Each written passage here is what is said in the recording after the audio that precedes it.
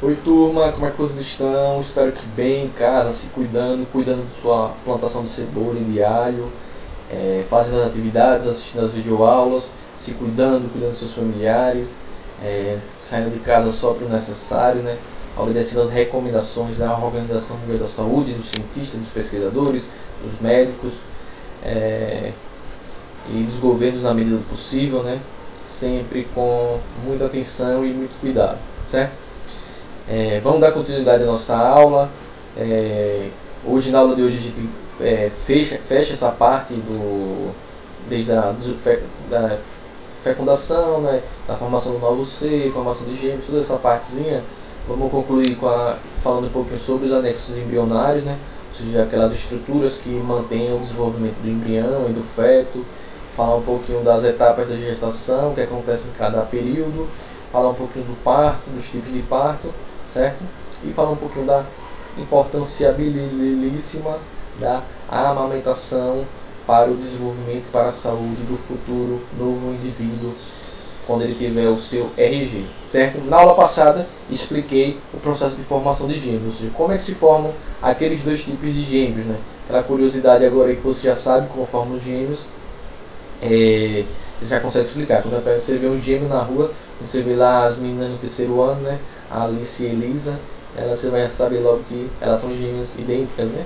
Elas surgiram a partir do mesmo processo de fecundação do mesmo zigoto. As coleguinhas também lá do sexto ano, Helena, né, e Vitória também são gêmeas idênticas, e também vão saber lá que elas também são frutos da mesma fecundação, ou seja, do mesmo zigoto, da mesma célula ovo, né, do mesmo ovo, do mesmo espermatozoide que se separou lá, certo? Então facinho lá a gente viu lá as etapas, como é que se formam os gêmeos,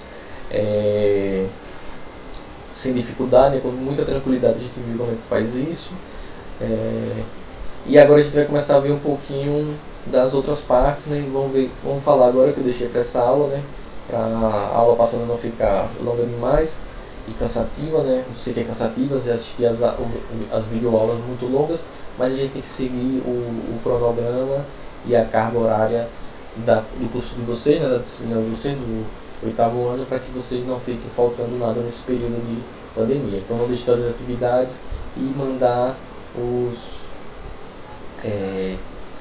enviar suas dúvidas, certo?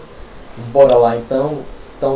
Depois que acontecer o processo de nidação, ou seja, depois que o embrião ele se fixa lá na parede do útero, lá no endométrio, ele se fixa, ele vai começar, vai começar a dar início, além a continuação das divisões celulares, a gente vai ter início da formação daquilo que a gente chama dos anexos embrionários.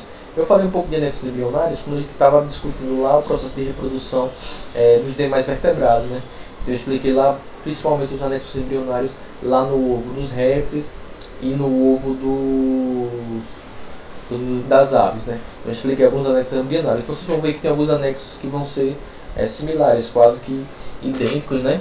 Então quem lembra desses anexos embrionários, quem prestou essa atenção e guardou na mente esse conteúdo dessa parte, vai ver que é facinho, só vai relembrar. Quem não lembra, lembra agora de novo. Quem não entendeu lá nas aulas no começo do ano e não disse que não entendeu, tem mais uma oportunidade agora de entender essa parte, certo? Então esses anexos eles vão surgir, ou seja, que a gente chama dos anexos embrionários, né, ou os anexos de embrião, eles vão servir para permitir que o embrião ele se desenvolva da melhor forma possível e possa no futuro dar origem a um novo indivíduo que consiga sobreviver, ou seja, viver por conta própria, né? Então os anexos embrionários são estruturas que vão permitir o desenvolvimento do embrião, ou seja, o desenvolvimento do embrião naquilo que a gente chama de feto, para depois formar um novo indivíduo, né? Então esses anexos eles vão estruturar o embrião enquanto ele se desenvolve, ou seja, eles vão servir para fazer a manutenção do embrião, ou seja, permitir que o embrião se desenvolva da melhor forma possível, sem erros ou sem problemas que podem levar ao fim dessa gestação ou ao fim desse desenvolvimento embrionário, certo? Então vamos ver aqui, temos aqui um esqueminha aqui que traz a estrutura as estruturas e anexos embrionários, certo? Vou falar de dois aqui que são residuais, né? Que vocês vão lembrar lá mas que perdem a função aqui no caso dos mamíferos. que a gente viu lá nas aves e nos répteis. Veja lá em cima, tem lá escrito o alantoide. Lembre lá que nos répteis e nas aves que se desenvolvem dentro do ovo, né, para que serviu o alantoide nesses organismos? Eles serviam para eliminar substâncias tóxicas, ou seja, as excretas tóxicas que são produzidas pelo embrião. O embrião está lá se desenvolvendo e ele vai produzindo substâncias que caso se acumulem no corpo dele, no corpo, no caso, na estrutura do embrião, essas toxinas podem destruir essas células e impedir que esse embrião forme um ser vivo, certo? Então o alantoide ele vai retirando essas toxinas, essas substâncias tóxicas da estrutura embrionária, certo? Então a gente viu que lá nas aves do mamífero é uma estrutura longa, se você grande, né? Se vocês observarem esse esqueminha aí, vocês vão ver que nesse caso o alantoide é bem pequenininho. Só não é menor do que o que a gente chama lá, que também tem nas aves dos mamíferos, nas aves dos répteis, que é o saco vitelínico. O que é que tem no saco vitelínico? O saco vitelínico ele tem um vitelo, né? Que é que esse vitelo é uma substância nutritiva, ou seja, ela serve para nutrir as células de embrião que estão se desenvolvendo, certo? Então a gente viu lá que nas aves e nos répteis, tanto o alantoide quanto o saco vitelínico eram estruturas grandes, estruturas longas. Por quê? Porque esses indivíduos eles se desenvolvem, ou seja, esse embrião ele se desenvolve dentro do ovo, certo? Só que no caso dos mamíferos e dos mamíferos placentários, né, não no caso lá dos monotremados, mas no caso dos placentários, que é o nosso caso, o que acontece? A gente tem duas estruturas, dois órgãozinhos que vão servir para fazer a manutenção do embrião em desenvolvimento. Um que é a placenta e o outro que é o cordão umbilical. Como a gente tem a placenta e o cordão umbilical, já explico um pouquinho mais sobre eles. Vou explicar logo porque já fica mais fácil vocês entenderem. A placenta, ela é um órgão, é uma estrutura que ela se desenvolve a partir de células do embrião e células do corpo materno. Então a gente diz que é uma estrutura materno-fetal ou materno-embrionária, certo? Então a placenta ela é a estrutura que vai servir para fazer a manutenção do embrião. Então é a partir da placenta que ela vai manter essa conexão entre a mãe e o filho. Então, no caso, porque o saco vitelínico ele já não é tão importante, ou seja, ele só existe nos primeiros estágios do desenvolvimento embrionário, ou seja, só enquanto o embrião está indo lá no começo na nidação, porque depois ele não tem serventia.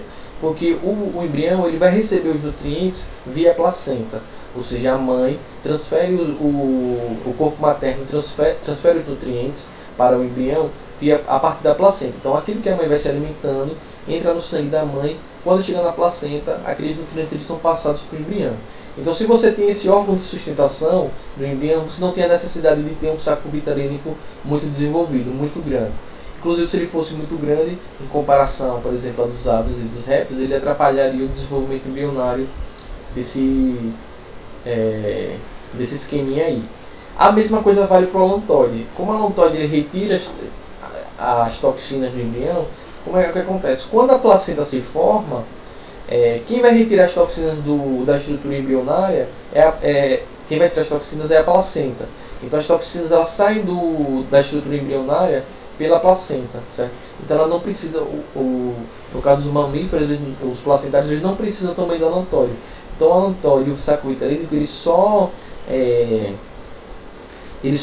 existem, eles só têm função enquanto a placenta não se forma, ou seja, bem no início do processo de gestação, bem no início mesmo. Depois eles perdem sua função e são anexos embrionários que são disfuncionais depois do tempo, porque a placenta vai exercer a função deles dois, certo? Então a placenta é esse órgão, essa estrutura materno-fetal ou materno-embrionária. O embrião ele não fica conectado diretamente à placenta, certo? Ele não se prende na placenta.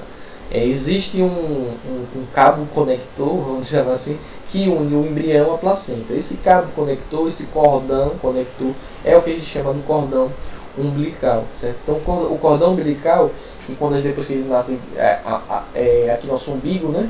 Então nosso umbigo era onde estava esse cordão umbilical, esse cordão ele se liga à placenta, certo? E faz essa conexão entre o embrião, depois o futuro feto, e o corpo materno, certo? no caso se conectando à placenta. Então a placenta ela vai dar sustentação ao desenvolvimento do embrião. O que a placenta vai dar para o embrião? Oxigênio, nutrientes, certo? Vai retirar do embrião as toxinas, tudo isso via cordão umbilical. Então o cordão umbilical é essa ponte que conecta o embrião à placenta, certo? Então lá no cordão umbilical vai ter células do embrião, vai ter células da mãe, vai ter os vasos sanguíneos do embrião, os vasos sanguíneos da mãe, certo? O sangue da mãe e do embrião, eles não se misturam, certo? O sangue do embrião circula nos vasos sanguíneos do embrião pelo cordão umbilical, é separado, certo? Não tem essa mistura do sangue da mãe e do filho. Pode ser que tenha esse contato do sangue da mãe e do filho só durante o parto, certo? Pode ser que isso aconteça. Mas no caso aí, durante esse desenvolvimento embrionário, o sangue de cada um circula dentro do seu vaso sanguíneo, certo? Então lá na placenta vão existir os vasos sanguíneos do embrião e os vasos sanguíneos maternos, né, da mãe. A mesma coisa no cordão umbilical, tem os vasos sanguíneos de cada um separados, certo? Então as substâncias, os nutrientes, o oxigênio, ele passa de um vaso sanguíneo para o outro por um processo que a gente chama de difusão. Ou seja, não é o sangue de um que entra em contato com o outro. Essas substâncias elas saem do sangue da mãe e vão para o sangue do feto e vice-versa, né? Então as toxinas, o gás carbônico, ele sai dos vasos sanguíneos do feto e passa para a mãe diretamente. Não é o sangue que joga, eles passam por um processo que a gente chama de difusão. É um mecanismozinho onde as substâncias elas tendem a ir de onde elas estão muito concentradas para onde elas estão um pouco concentradas. Então vamos supor, se no sangue da mãe tem muito oxigênio e no sangue do embrião tem pouco, por difusão, o que é que vai fazer? O oxigênio vai de onde ele está muito concentrado, que é no sangue da mãe, e passa diretamente para o sangue do feto, onde ele está um pouco concentrado. Entendeu? Então é assim que essas substâncias vão passando. Então não tem o contato do sangue do feto com o sangue da mãe, certo? Esses sangues eles não se misturam. Beleza? Então está aí a placenta e o cordão umbilical, certo? É nesses casos, por exemplo, que hoje em dia, né, não hoje em dia, mas já há algum tempo, que uma pessoa, por exemplo, que tem AIDS, né, a mulher tem AIDS, como o sangue deles do feto e da mãe não se contata, não entra em contato, então é possível que, por exemplo, uma mãe com AIDS possa ter um filho e o filho não ter a doença, né? Só toma uma série de cuidados para a hora do parto, a mãe também toma uma série de medicamentos para enfraquecer o vírus, para não atingir o embriãozinho. Estou aqui falando de embrião feto. O que é embrião feto? Qual é a diferença? A gente chama geralmente de embrião esse aglomerado de células transformando até mais ou menos a 8ª semana de gestação, certo? Aí a gente chama de embrião. Depois disso a gente chama de feto, quando ele começa a desenvolver várias estruturas de manutenção do corpo dele, certo? Então embrião é o início da gestação e feto é o meio até o final. A gente vai tratar de bebê quando o bebê nasce, certo? Então, até o nascimento a gente trata como feto. Beleza? Vamos lá falar de mais algumas coisinhas que tem aí. O feto, né, que nesse caso aí já é um fetozinho, olha lá, tá com as perninhas, a mão, a cabeça se formando, a orelhinha, a cavidade ocular, né, a cavidade onde vai desenvolver o olho, certo? Então ele está aí, fruto do embrião. O que é que a gente tem mais ali para falar? A gente tem ali o córeo. O córion é aquela estrutura que a gente viu também lá nas aves e nos répteis. Ela vai servir para a proteção contra choque mecânico, né? Então ela protege o feto, aí, nesse caso, contra pancadas, contra choque mecânico. Então lá o feto se balançando, caminhando, ou se sofreu, sei lá, uma queda, uma batida, uma pancada, ele vai absorver essa pancada. Então ele protege o feto que está se desenvolvendo contra choque mecânico, né? Então é uma barreira protetora. O âmnio também tem essa função de choque mecânico. Esse âmnio é o que a gente chama da bolsa amniótica, certo? Então é a bolsa que reveste o feto enquanto ele está em desenvolvimento, e dentro desse âmnio tem a cavidade amniótica que é preenchida com líquido, certo? Por água, sais minerais, proteínas e outras substâncias. O âmnio também ele vai servir para proteger o embrião contra choque mecânico e permitir ele, além disso, permite que ele fique Ele é uma estrutura estável, né? Equilibrada. Então ele fica aí dentro, certinho, quietinho, e vai se desenvolvendo, né? Então aí a gente tem os casos dos anexos embrionários. Veja que são praticamente os mesmos anexos embrionários que a gente viu nos répteis e nos anfíbios. Qual é a diferença? O alantoide e o saco vitrélico é subdesenvolvido, ele perde a função muito rápido. Por quê? Porque no caso dos mamíferos placentários, a gente tem o desenvolvimento da placenta, que esse órgão é de origem materno-fetal, ou seja, que é feito tanto pelo corpo da mãe, pelas células da mãe, quanto pelas células do feto. Esse é o órgão que vai fazer a conexão entre o corpo da mãe e a estrutura fetal, certo? E o cordão umbilical que liga o feto à placenta. Aqui tem outro esqueminha aqui, olha, pra gente ver só melhorzinho aqui, olha. Tá aqui, vejando ali do lado, o líquido amniótico, né, dentro do âmbio, o cordão umbilical, a placenta. Aí a gente fiz aqui, olha, um aumentozinho dessa parte aqui da placenta. Veja aqui, está o endométrio aqui, essa parte mais marronzinha clara, né? O endométrio, que é a parede do útero. E aí vocês vão ver aqui que tá essa estrutura que está acima do endométrio, né? Esse azul e vermelho é a placenta, né? Então você vai ver que a gente tem ali os vasos sanguíneos do feto, certo? Ali naquela parte ali que parece uma árvore, parece um couve. Ali está os vasos sanguíneos do feto. E passando aqui em cima os vasos sanguíneos da mãe, certo? Esses maiores vão aqui à direita.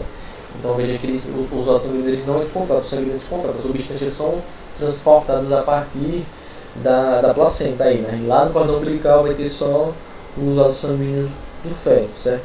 Então veja que os vasos sanguíneos do feto e da mãe eles não entram em contato diretamente, certo? Então não tem essa mistura de sangue, as substâncias vão ser transportadas por esse processo que a gente chama de difusão. Beleza? Facinho, olha. Vamos falar aqui um pouquinho do processo do desenvolvimento da gravidez, certo? Deixa eu ajeitar aqui para vocês, para ficar melhor. Pronto. Agora melhorou. Então a gente separa aqui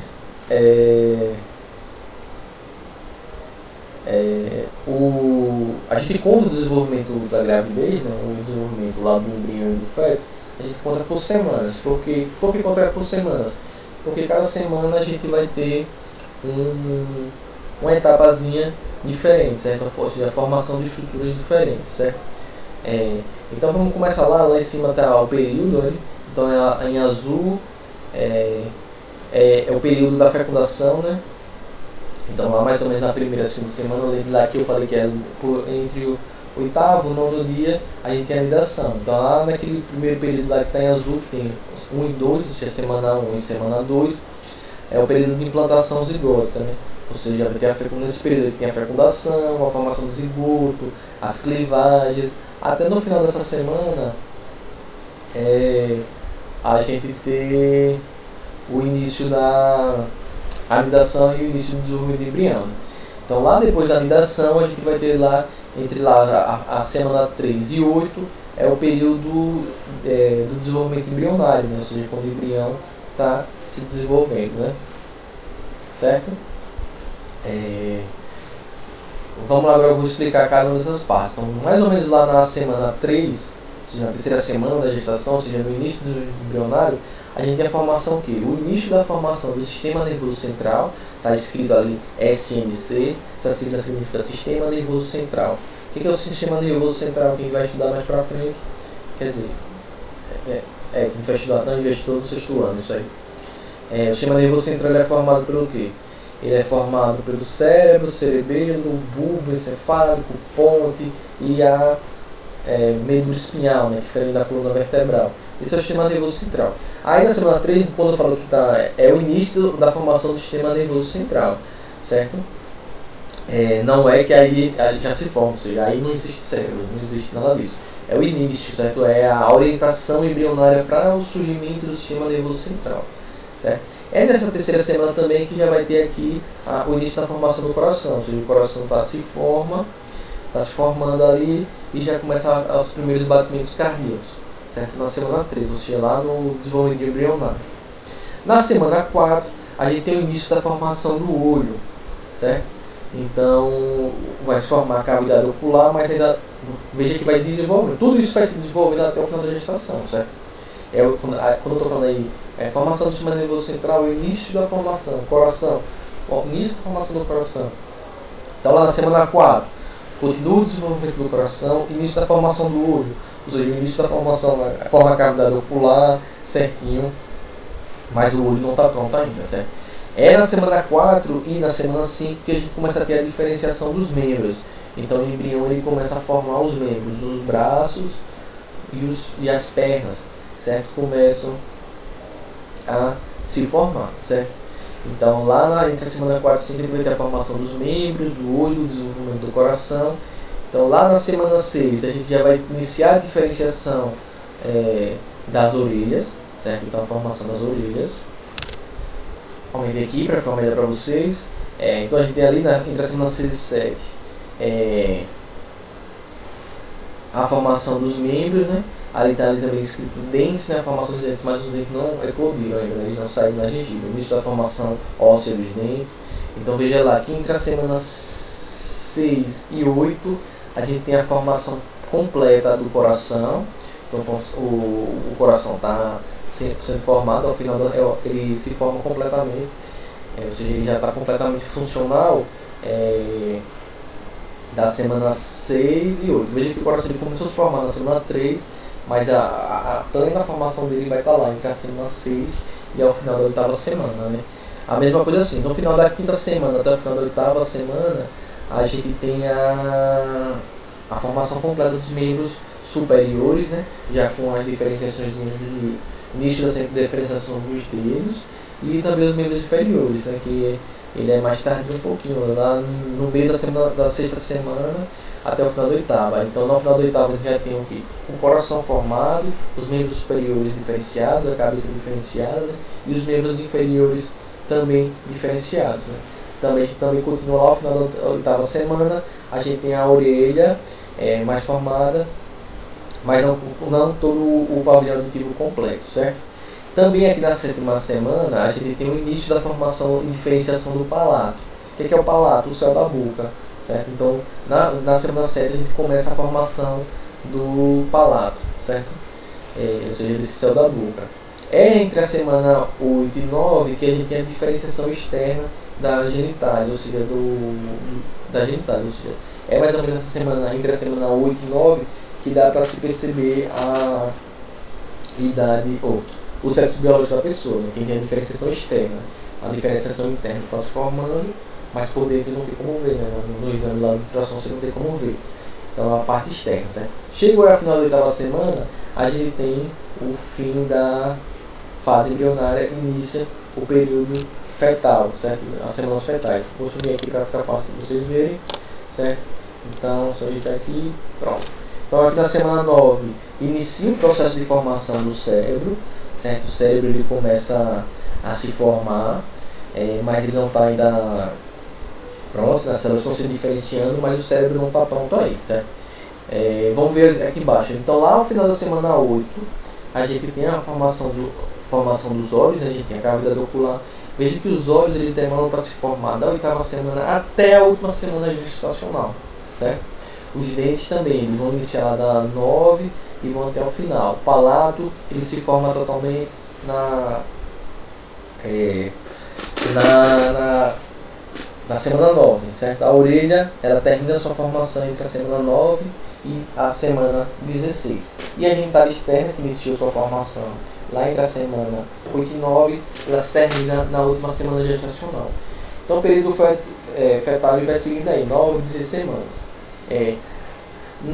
No finalzinho, lá entre a semana 20 e 36, a gente tem, basicamente essas últimas semanas, 20 e 36, e a gestação geralmente ela se encerra na semana 38, que é o limite, né? Passando muito disso aí pode ter algum perigozinho, algum probleminha.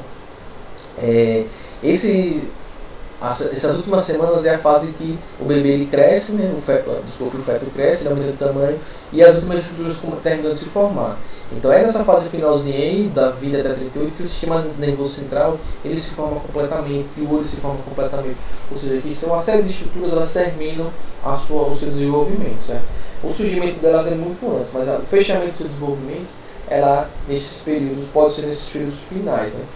Certo? Então vai durar mais ou menos esse período aí. Um dos períodos mais delicados são as primeiras semanas, né? que pode acontecer os processos que a gente chama de abortos naturais, né? Ou seja, o embrião ele pode se desfazer por algum motivo, por uma série de motivos, né? Às vezes uma queda, uma pancada, às vezes alguma coisa que você ingeriu, né? Tipo, bebida alcoólica, ou tomou alguma medicação, você às vezes não sabe que está grávida, né? Tomou uma medicação, bebe alguma coisa, pode interferir. Uma série de fatores podem interferir nesse período gestacional. Bebida alcoólica, consumo de drogas, vários tipos de drogas, né? Legais e ilegais, legalizadas ou não legalizadas, né? Pancadas, estresse emocional, questões genéticas pode levar a um aborto ou uma malformação do embrião, certo? Algumas questões virais, então, por exemplo, rubéola, a pessoa pegar a rubéola grávida, o vírus da rubéola pode causar surdez, quando leva o bebê pode ele ataca o processo de desenvolvimento do ouvido, do aparelho auditivo, e pode fazer, muito provavelmente levar a pessoa, esse bebezinho, a nascer surdo, certo? Então tem uma série de fatores que podem ou levar a um aborto natural, que é a interrupção por algum fator natural da gravidez, ou pode levar a alguma sequela ou alguma malformação no indivíduo, certo? Então, em média, uma gravidez normal ela dura 38 semanas. Vamos ver aqui um pouquinho sobre o parto. Então a gente tem aqui para vocês, olha, a gente pode separar o parto de duas formas. O parto que a gente chama de parto normal e o parto que a gente chama de parto cirúrgico ou a cesariana, certo? Aí dentro do parto normal pode ter a classificação que a gente chama de parto natural, que é aquele parto que ele não tem nenhum tipo de intervenção médica, ou seja, não tem uso de nenhum tipo de medicação para aliviar a dor, não tem nenhum tipo de medicação para acelerar o parto, acelerar as contrações, nada disso. Então, mais ou menos quando chega na 38ª semana, a placenta já está envelhecida, né? E é que pode acontecer. Quando a placenta fica envelhecida e começa a perder a sua função, uma série de hormônios são ativados para iniciar o processo de contração, ou seja, o miômetro, o músculo do útero, ele começa a se contrair. Esse processo de contração ele serve para quê? Para poder expelir o bebê, ou seja, colocar o bebê para fora. Então, o que acontece aqui? Iniciam as contrações, certo? Primeiro as contrações teste, e depois as contrações elas começam a vir em períodos cada vez mais rápidos. À medida que as contrações elas iniciam, o colo do útero ele começa a se dilatar, certo? Então ele tem aquele espaço bem pequenininho e ele começa a aumentar de tamanho. O colo do útero ele precisa ter pelo menos 10 centímetros de dilatação para que o bebê ele consiga nascer, ou seja, ele consiga sair durante o processo do parto, certo? Às vezes, na maioria dos casos, a bolsa amniótica também se rompe, né? Então, sinal de que iniciou o processo de parto, certo? Então, a bolsa se rompe, inicia as contrações, o colo do útero começa a se dilatar. Depois desse período aí, o bebê ele vai sair via colo do útero, canal vaginal, e ele vai nascer. Então, a gente vai dizer que esse parto é natural quando o bebê nasce sozinho, não tem nenhuma intervenção médica, não tem uso de nenhum tipo de medicamento, nada. É o que a gente chama de parto normal do tipo natural. O parto normal, né, ele pode acontecer, que é o parto que a gente chama de parto vaginal, ou seja, que o bebê ele passa pelo colo do útero e sai pelo canal vaginal, ou seja, pela vagina da mulher, quando ela está sendo o colo do útero certinho. Então, nesses casos aí do parto normal, quando ele chama de que ele não é natural, às vezes a pessoa pode ter a utilização, por exemplo, de aplicação de anestesia, que a gente chama de anestesia peridural, que é anestesia para aliviar as dores das contrações e as dores do parto, né? Tem esse parto normal, que também tem uma coisinha que às vezes utiliza, por exemplo, ocitocina, né? Coloca ocitocina no soro para ele acelerar as contrações mais rápido, para acelerar o parto, né? É um parto que a gente chama de normal, porque o bebê ele vai sair pela vagina, né? Mas ele chama ele não natural, ele não é natural porque tem uma série de intervenções médicas para acelerar o parto ou para aliviar as dores do parto, certo? Tem um caso comum que acontece bastante em parto normal, que a gente chama da epistosomia, certo? Ou epistosomia. O que acontece? O médico ele pode fazer um corte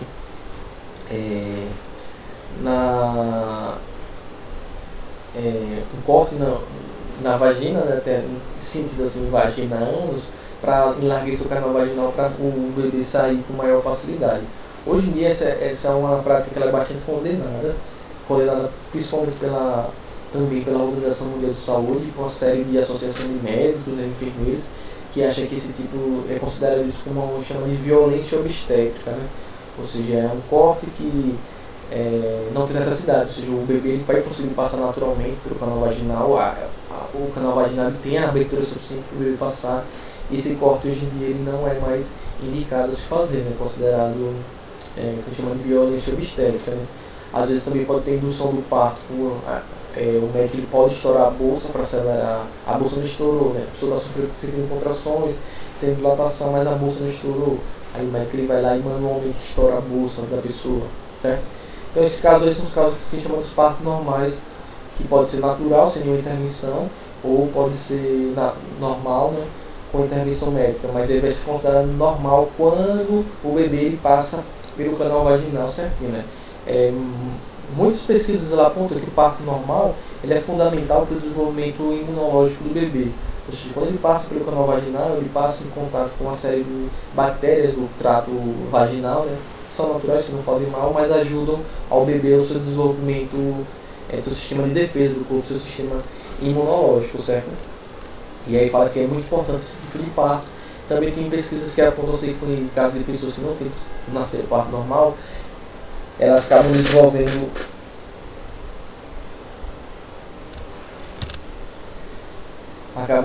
uma série de alergias, certo? Então esse é o caso do parto normal. O parto sério, que a gente chama de cesariano, ele é um procedimento cirúrgico, ou seja, tem alguma complicação durante o parto, o bebê tem uma complicação para nascer, e aí ele faz a intervenção cirúrgica. Então nesse caso, o médico com utilização de anestesia, tudo certo, dentro de um ambiente controlado cirúrgico, ele faz a abertura na região abdominal lá, então ele corta lá a pele, os músculos, corta o útero e ele retira o bebê. Então é um procedimento cirúrgico que ele é só indicado quando tem alguma complicação no bebê, um descolamento da placenta, sofrimento fetal, um sofrimento, risco para a vida da mãe, risco para a vida do embrião que está se formando, certo? Então, só nesses casos que é utilizado, que deveria ser utilizado a cesariana, é uma intervenção cirúrgica para um caso de risco. Hoje em dia também só um caso de curiosidade, coloquei ali, o sem dor que eu falei foi a anestesia, né? E o caso hoje em dia tem caso de parto domiciliar, né, que existia há muito tempo atrás e que depois parou de ser feito, só ia fazer no hospital. Hoje em dia muitas pessoas estão optando por fazer esse parto em casa, na água, na piscina, mas sempre assim com a orientação de acompanhamento de um profissional da saúde que tem experiência na área de parto, né? E aí tem também o caso de cócoras, tem gente também que faz. Então tem vários casos que a pessoa pode ter filho de cócoras, de vários jeitos, de várias formas diferentes. Trouxe aí só para curiosidade para vocês darem uma olhadinha. Então esses são os casinhos aí que a gente tem do processo de parto, né, como eles acontecem. Tem um documentáriozinho curtinho que vocês acham fácil no YouTube, que eu passaria para vocês, mas vocês podem pesquisar no YouTube, que é tudo sobre a gravidez, bota lá no YouTube, tudo sobre a gravidez. É um documentáriozinho de mais ou menos uns 40 minutos, que ele vai mostrar assim, ele vai mostrando desde fecundação, né, o que vai acontecendo em cada uma das fases da gestação das semanas, até o parto, né? Ao final ele vai mostrar lá um parto normal e um parto cesariano. Aí esse finalzinho aí, se quem for mais sensível, pode parar de ver antes, né? Que ele mostra o parto normal, certo? Acontecendo lá tudo que acontece no parto normal e tudo que acontece na cesariana, certo? Aí que for mais sensível para as cenas fortes, mas no documentário ele mostra que essas cenas são fortes, mas não tem nada de... Vocês não poderiam ver não, assim, não é nada demais não. É só que tem gente que pode ser mais sensível para alguns tipos de imagens mais fortes, mas o documentário ele avisa lá no finalzinho, olha, tem cenas fortes, se não quiser ver, pai. Mas quem tem curiosidade, é bem legal, assim, não tem nada demais não, certo? E por último, aqui só para concluir, foi aquilo que eu estava falando no começo, que existe o que a gente chama do aborto. O que é o processo do aborto? O processo do aborto é quando ocorre a interrupção do desenvolvimento embrionário ou desenvolvimento fetal. Então algum fator interno ou externo ao corpo, ele faz com que aquele desenvolvimento ele pare e acabe expulsando do corpo da mãe ou cessando as etapas de desenvolvimento do embrião ou do feto, certo? Então tem uma série de fatores que podem levar a um aborto, né? E aí o aborto natural e induzido, né? O induzido no Brasil ele é considerado crime, certo? Você não pode induzir a um processo de aborto, você não pode utilizar métodos para induzir, ou seja, para interromper uma gestação. É considerado crime. Quem faz aqui no Brasil é considerado crime quem faz esse tipo de prática, né? O aborto natural ele pode acontecer por questões naturais, né? Já disse o termo natural, né? Internas do corpo, né? Às vezes o corpo sofre uma contração e aí o embrião ele se descola da parede do útero e acaba sofrendo um aborto. Às vezes por questões genéticas, às vezes por uma má formação do embrião, ele não consegue ter uma boa formação e ele mesmo se solta, se libera, o corpo libera, né? Ele acaba se desfazendo aquele embrião, às vezes pela ação externa, né? Então às vezes um choque, né? uma pancada muito forte, ou às vezes, como eu falei, o uso de bebida alcoólica, cigarro pode levar a um aborto. Quando leva um aborto pode levar a alguma má formação no indivíduo, né? Às vezes alguns problemas cognitivos, né? Então ao longo da vida a pessoa tem outros tipos de dificuldades de aprender, de se concentrar, outras questões, né?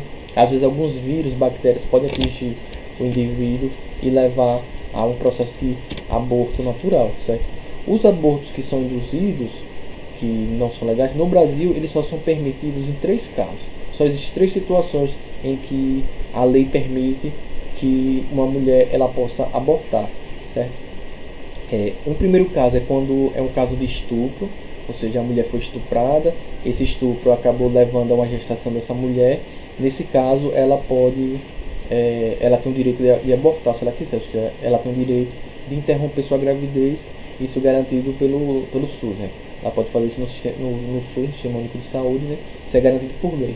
Quando ela tem, então, ela pode abortar, optar por um aborto quando ela é um caso de estupro, ela pode abortar, né, legalmente, se o desenvolvimento da gestação leva em risco a sua vida, ou seja, se aquela gestação possa levar ela à morte, então ela tem esse direito de optar por um aborto, se ela tiver risco de vida.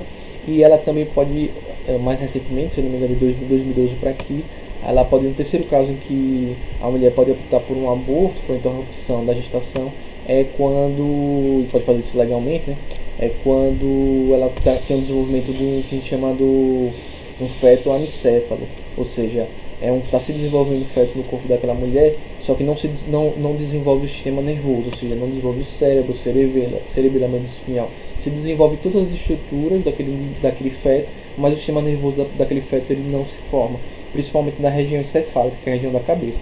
Então aquele feto não desenvolve o cérebro e não desenvolve as outras estruturas, ou seja, muito provavelmente quando aquele feto nascer, né, muito provavelmente ele vai morrer porque ele não tem o cérebro, não tem as estruturas para fazer a manutenção de sua vida, certo? Então só esses 3 casos que é permitido fazer um aborto legal no Brasil, certo?